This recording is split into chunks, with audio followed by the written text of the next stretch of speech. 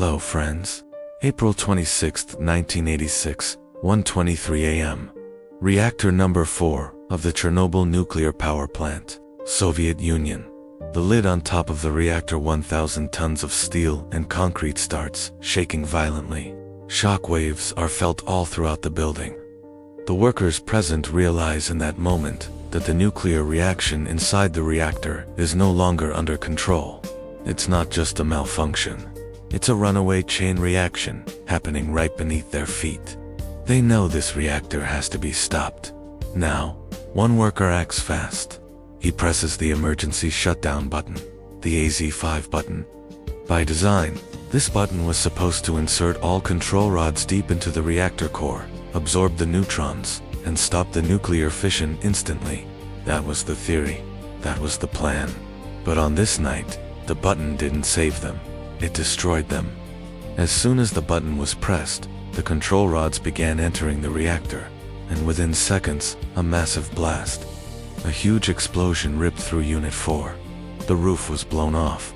Flames and sparks shot hundreds of meters into the air.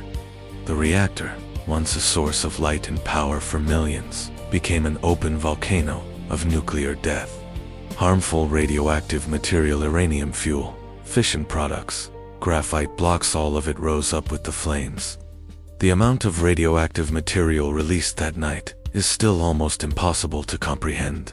It was equal to 400 Hiroshima atomic bombs, not in explosive power, but in the sheer volume of radioactive poison thrown into the atmosphere. This disaster remains, to this day, the world's worst nuclear disaster. Worse than Fukushima, worse than 3 Mile Island. Nothing comes close. And the radiation didn't stay in Ukraine. It traveled. Within days, it reached Sweden, Finland, Poland, Germany, Austria, Switzerland, even the United Kingdom. Radioactive rain fell on British hills. Cows grazed on contaminated grass. Their milk became radioactive. Thousands of children across Europe developed thyroid cancer because of iodine 131 settling in their thyroids after drinking that milk. One reactor, one night, one mistake, and the entire continent paid the price. In this video, we are going to understand the Chernobyl disaster from the very beginning, the science, the design flaws, the human errors, the cover-up, the heroes, and the consequences that are still being counted today. Let's go back. After World War II, the Soviet Union went all-in on nuclear power. This wasn't just about electricity. It was about prestige. It was a statement to the world that Soviet science was second to none. Among their many nuclear projects, one stood out: the Chernobyl nuclear power plant. Construction started in the early 1970s. And here's a little-known fact: it wasn't actually in the city of Chernobyl. The plant was built about 16 kilometers away, near a small then-unknown village called Pripyat, a name that would soon become infamous. Chernobyl was considered the crown jewel of the Soviet nuclear program.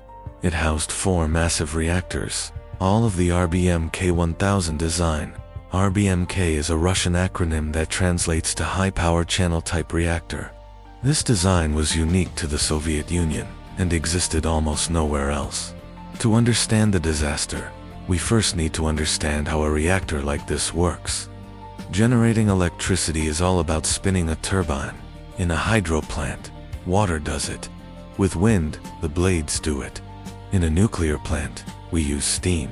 But instead of burning coal, the heat comes from nuclear fission, the splitting of atoms. Inside the reactor core, there are 3 key players. First, the fuel rods. These are filled with uranium-235.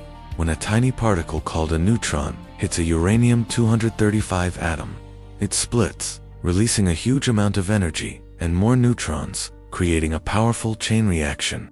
Second, the control rods. Think of these as the brakes. They're made of boron, which is great at absorbing neutrons. You push them in, they soak up the neutrons, and the reaction slows down. You pull them out, the reaction speeds up. Third, the moderator. And this is crucial. The moderator's job is to slow down the neutrons to just the right speed to make fission more likely. Most modern reactors use water, which both cools the core and moderates the reaction. But the RBMK design used graphite. Graphite is a fantastic moderator, but unlike water, it doesn't cool things down. In fact, it effectively acts like an accelerator for the nuclear reaction. So, imagine a car. The fuel rods are the engine, the control rods are the brakes, and the graphite moderator is the accelerator pedal, permanently pushed down. On April 26, 1986, the operators of this car were about to run a very dangerous test. The plan was simple. In theory, they wanted to see if, during a power outage, the turbines, still spinning from momentum, could generate enough electricity to power the cooling pumps for the minute or two it took for the backup diesel generators to kick in. They had tried this test before, and it had failed every single time. But that night, they were determined to get it right. So on April 25th, they began powering down the reactor, step by step, unknowingly setting the stage for the world's worst nuclear catastrophe. The nightmare was about to begin. The test at Chernobyl's Reactor 4 was meant to start at 700 megawatts thermal, but as operators began reducing power, it unexpectedly crashed to just 30 megawatts. What went wrong? The answer is a phenomenon called xenon poisoning. When uranium fissions, it creates byproducts, one of which is xenon-135. This isotope is a powerful neutron absorber, essentially acting like a brake on the nuclear reaction.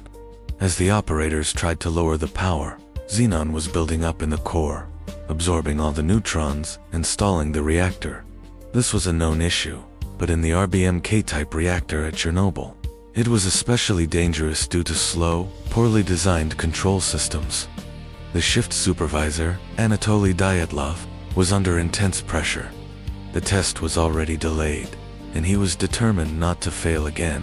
He gave a fateful order: pull out more control rods to increase the power.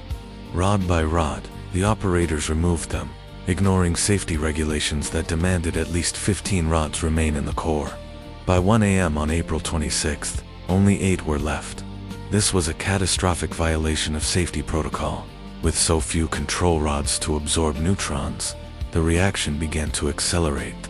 The power climbed from a near standstill of 30 megawatts to 200. It still wasn't enough for the test, which required 700 megawatts, so they kept the rods out. By 1:19 a.m., the reactor was pushed into a state it was never designed for. The water coolant, already at a low flow rate, began to flash into steam. And this is where the RBMK design's fatal flaw came into play. Water acts as a coolant. When it turns to steam, it stops cooling, making the reaction hotter, which creates more steam, which means even less cooling. This is a terrifying positive feedback loop. In most modern reactors, water is also the moderator, which slows down neutrons. So if it turns to steam, the reaction naturally slows down, a negative feedback safety feature. But at Chernobyl, the moderator was solid graphite. So while the water coolant evaporated, the graphite moderator remained, continuing to accelerate the reaction. By 1:23 a.m., the reactor was completely out of control. The control room itself started to vibrate. The massive lid covering the reactor was shaking. The only option left was an emergency shutdown. Dyatlov gave the order, and the AZ5 button was pressed. This button was designed to insert all the control rods back into the core at once, stopping the reaction cold. But it triggered the final lethal design flaw. The control rods had graphite tips. Graphite accelerates the reaction. When the AZ5 button was pressed, those graphite tips entered the overheated core seconds before the boron absorber material. Instead of stopping the reaction, they momentarily supercharged it. In an instant, the reactor's power surged to an unimaginable 33,000 megawatts, 10 times its maximum designed output. The fuel rods ruptured. Steam pressure built to an explosive level. 6 seconds after the shutdown was initiated, the first blast blew the roof off the reactor. 2 or 3 seconds later, a second, more powerful explosion launched the 2,000-ton concrete lid into the air. The reactor core was now completely exposed. burning at over 2,000 degrees Celsius, spewing a column of radioactive smoke and debris into the night sky. The invisible enemy had been unleashed. At 1:26 in the morning, the fire alarm in Pripyat shrieked to life. Firefighters were on the scene in minutes, ready to battle a blaze at the Chernobyl power plant. What they didn't know was that this was no ordinary fire. No one told them they were running into a nuclear catastrophe. No one told them the smoke was laced with deadly radiation. They climbed onto the roof of Reactor 4, kicking away burning blocks of graphite with their boots, spraying the inferno with water. But you can't put out a graphite fire with water. It only makes it worse. As the fire raged, helicopters were scrambled. Brave pilots flew directly over the gaping, glowing wound of the reactor core, dropping thousands of tons of sand, lead, and clay to smother the flames. During one of these desperate runs, a helicopter clipped a crane cable and crashed, killing all 4 crew members. By morning, the firefighters returned to their station. Many were already sick, vomiting uncontrollably. Their skin, once healthy, turned a haunting shade of red, then black. As their bodies absorbed lethal doses of radiation, 28 of them would die in the agonizing weeks that followed. But an even greater danger was brewing.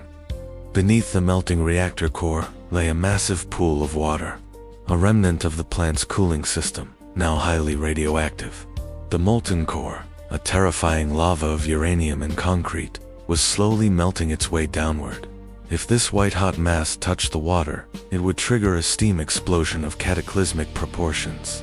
Scientists calculated the horrifying outcome, an explosion far more powerful than the first. One that would hurl a vast cloud of radioactive material across the entire northern hemisphere. Half of Europe would become uninhabitable for 500,000 years. Millions would die. Entire continents would be poisoned. There was only one way to stop it: drain the water. But the valves were located in a flooded basement, deep beneath the reactor, shrouded in pitch-black darkness and filled with lethal radiation. It was a suicide mission, yet 3 men volunteered: Alexei Ananenko, Valery Bezbalov, and Boris Barano.